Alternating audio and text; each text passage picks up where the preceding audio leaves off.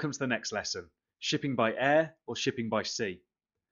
In this lesson, we're going to cover an overview of the entire shipping process, the benefits of shipping by air and the benefits of shipping by sea, how to run this business from anywhere in the world, which is the reason many people start this business in the first place, freight forwarders and inspection services and what they are, and what you'll need to import your products. An important note, this is only applicable if you're importing products from overseas.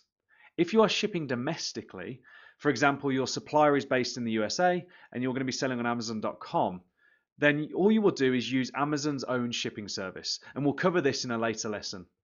So the process starts with your product being manufactured with your supplier. From there, it moves to an international port, be it an airport or a seaport. It's put on a vessel, an aeroplane or a boat, and then arrives at your domestic destination at the domestic port, the airport or the seaport. It's taken to a local preparation center, whether that's your home, a freight forwarder, a third-party logistics company, or an inspection service, and we'll go into the detail of what all this means in a second. And finally, it arrives at Amazon's FBA warehouses and becomes available for sale on Amazon. So let's talk about air versus sea shipping. Air shipping is 3 times faster than sea shipping, but it's also 3 times more expensive. If your product is light, for example, it's less than a pound, then air shipping makes sense initially, as it's going to get you going faster, and as I said, it's 3 times faster than sea shipping. Shipping by air typically takes 4 to 7 days, depending on the courier used. Shipping by sea typically takes 25 to 35 days to get from your manufacturer in China to your destination. If your product is larger or heavier, then you may have to use sea shipping because of the costs involved with shipping by air. You can use a website, freightos.com, to get estimates and quotes on your shipment. Use these quotes to calculate what is affordable, ensuring you maintain your profit margin and maintain that return on investment. Also, ask your supplier for a quote. They can often come back cheaper than some of the freight forwarding options. If you want to move faster, you might consider shipping some of your inventory by air to get the products live on Amazon faster, and then the remainder by sea. To do this, it's a bit more complicated in your forecasting, and you'll need to estimate how many units you require to launch your product and maintain stock until the sea shipment arrives at Amazon. Importing products is a very complicated and detailed process. There's a whole industry of companies providing what's known as a freight forwarding service to handle this process for you. Freight forwarders will handle the shipment for you and include the cost inside of the shipping. We highly recommend using a freight forwarder and do not advise attempting to ship your products yourself. For a trusted list of freight forwarders, check out the private resource vault inside of the members area. So, inspection and freight forwarding services. When your products arrive in the country you're selling in, they need to get to Amazon. We don't advise sending them directly into Amazon, and many freight forwarders will offer an inspection and preparation service. Alternatively, there are hundreds of companies that can handle this for you. Sending them to an inspection and forwarding warehouse first, before sending them to Amazon, ensures everything is correct and ready to be received by Amazon. Amazon will refuse inventory that is not correctly prepared, and this can cause you severe delays and extra costs to resolve that situation.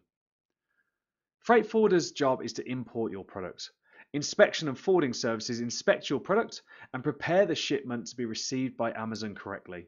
Some freight forwarders are able to offer you this service, but often these freight forwarders inspection services are limited. So if you are concerned about the detailed inspection, maybe you have a more complicated product, then I advise using a separate inspection service before sending it to Amazon. You could opt to have the shipment sent to your house and prepare it yourself. This means you would complete your own inspection and ensure the shipment is correctly prepared to be received by Amazon. So when it actually comes to working with a freight forwarder, there's a few things you need before you can book in your product. The first thing is to go to freightos.com and get an idea of what you should expect to pay. The platform will give you a number of estimates, and this will make sure that you're informed on what is typical pricing for your shipment. From there, you're going to contact a couple of the freight forwarders based on the estimates to get an actual quote. But be respectful of their time. Don't contact lots of freight forwarders with lots of quotation requests for lots of products. Use the estimates to understand what you should pay, and then contact a couple of them. And you want to build a good relationship with a freight forwarder.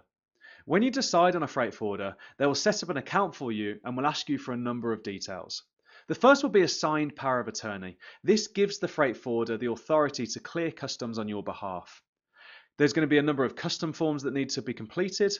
A deposit, especially if the shipping is expensive, so maybe you have a heavy product or a large item, the shipping may be more expensive and it is normal for a freight forwarder to ask for a deposit. Your company or personal details, and then something known as a continuous or single entry bond application.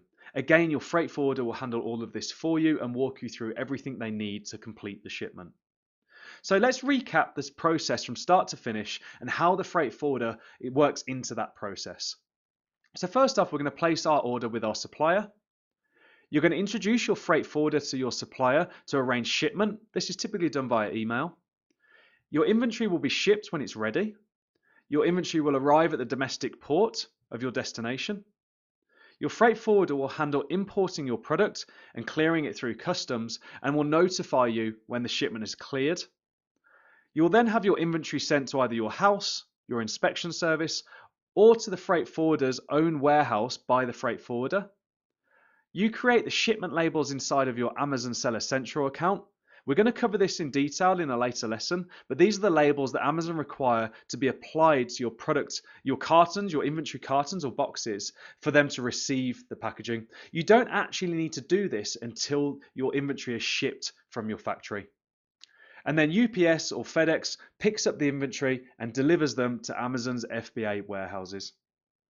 So in this lesson, we covered an overview of the entire shipping process, the benefits of air versus sea shipping and the benefits of both, how to use the power of a freight forwarder, using inspection and forwarding services which allow you to run this business from anywhere in the world as you never have to handle the stock or inventory yourself, what you will need to import your products, and the recommended shipping methods to make the process really simple.